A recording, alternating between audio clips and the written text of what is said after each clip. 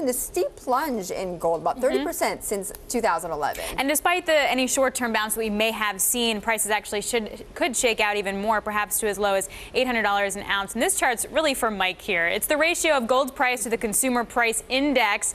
And you can see since central banks started pumping money into the system, the ratio has soared far above its monthly average, even despite its recent sell-off. So for the Gold-CPI ratio to reach that historical average, gold could actually fall to below $800 an ounce, and that's according to Campbell Harvey, professor at Duke University. But despite gold being the sexy headline of the day, it's actually copper that's one of the most beaten down commodities today. IMF cutting its global growth forecast to 3.3%.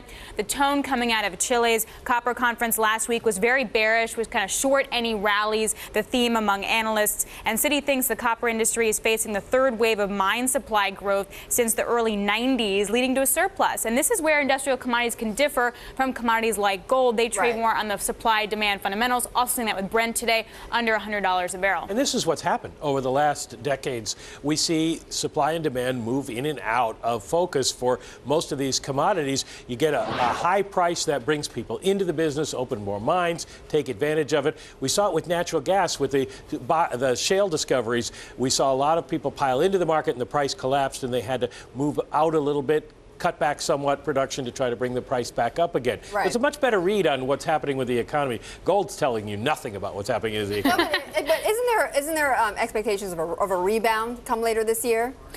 In gold? In gold. Well, in terms of some price forecasts that I'm seeing, many analysts have lowered theirs, but they're still much higher than where we are today. Like Commerce Bank still stands by its 1675 price forecast for this year for gold. So much lower than, say, maybe 1800 or that all-time high of 1923, but significantly higher than where we are. Well, the study that Alix talked about suggests that $800 is a sort of natural price, a fair value for gold. What these analysts are saying is here's where we think it will trade to, because it trades on emotion, it trades on sentiment, it trades on speculation, and it doesn't necessarily trade on any fundamental. So you can't really say what the fair price for gold is at this point.